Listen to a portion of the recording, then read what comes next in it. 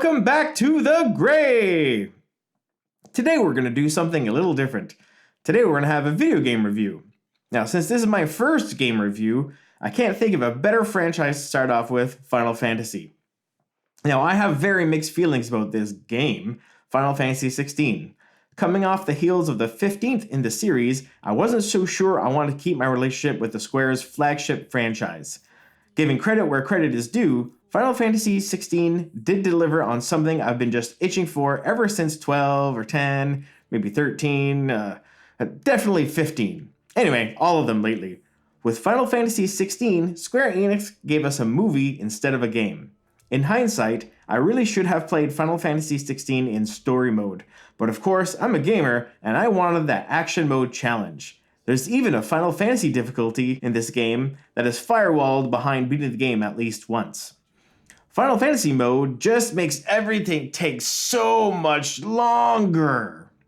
This is not a game. It's a decent Final Fantasy movie with amazing visuals, with a side of useless RPG elements, so it can be sold for $80.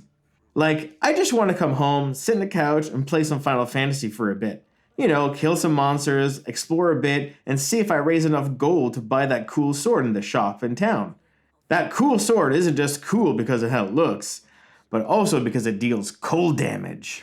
But note, every other minute or so, in Final Fantasy XVI, you're sucked into epic 30-minute cutscenes.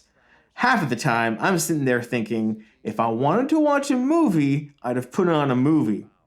Sometimes, all I got is 10 to 20 minutes to play, maybe recap with the townsfolk for clues, or fight some monsters to make a few bucks. But Final Fantasy XVI, I seriously risk missing out on story and gorgeous video game videos if you're short on time. Nothing's as epic as seeing those cutscenes for the very first time.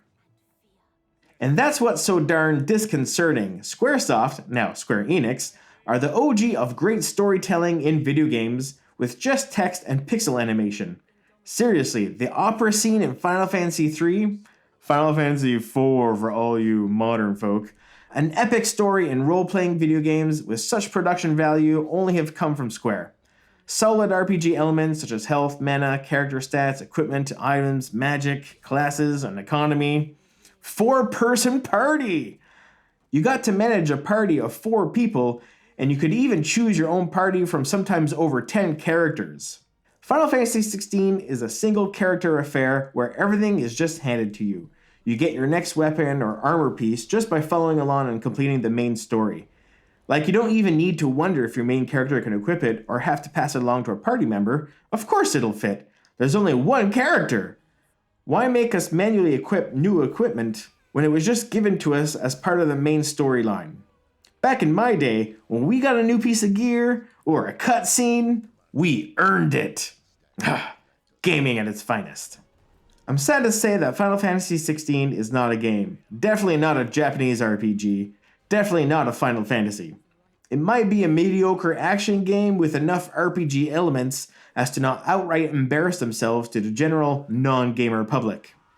Square hasn't realized yet that they got lucky with Final Fantasy VII, because it was truly epic. Ridiculously existential crisis in a world of poverty, riches, corruption, all in a bid to literally save the planet's life itself. If existentialism is a new word for you, please go up and read up on it. And the music.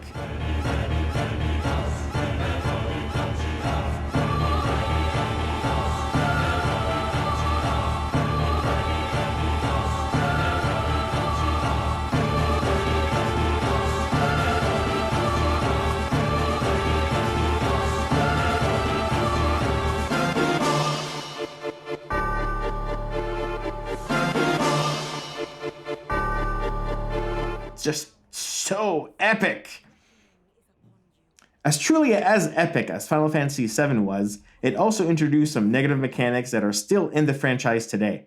I don't know why Square is under the impression that traveling in Final Fantasy through linear levels or corridors is a great thing. In this fashion, it's just a waste of time to get to the next cutscene. There's no challenge or puzzles, nothing to find, absolutely nothing to fear. In the good old days of gaming, just seeing the overworld gave you anxiety. When you left town, you made sure you were stocked up with potions, got the latest spells, and that cool sword. Then you had to make a choice on where to proceed. If just this picture makes you sit up straight, then you truly understand this OG meme. Hey, it's dangerous out there. Now we have quest markers on the compass and the map. Like, there's no need to pay attention to anything. Everything is handed to you. Just keep mashing that button and ahead you go. The action RPG genre today is what every game has ever tried to be. Mario, Zelda, all the RPGs. You controlling a character in a fantasy world marked by progression and growth. Now, all in 3D no less. Now, the ARPG or action RPG is not what I want or expect from Final Fantasy.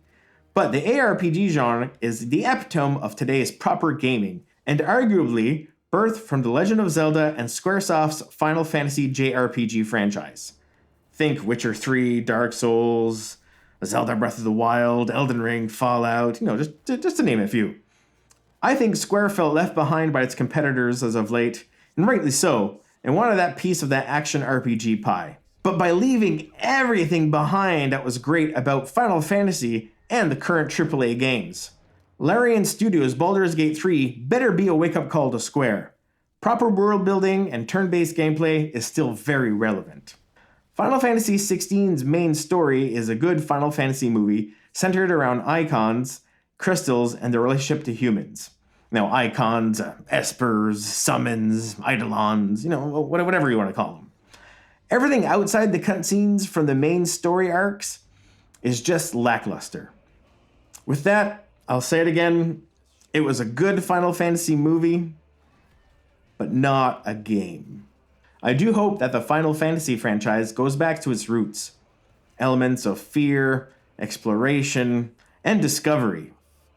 But for now, Final Fantasy XVII is not on my day one purchase list. Thanks everybody, I hope you enjoyed the review, and we'll see you again next time.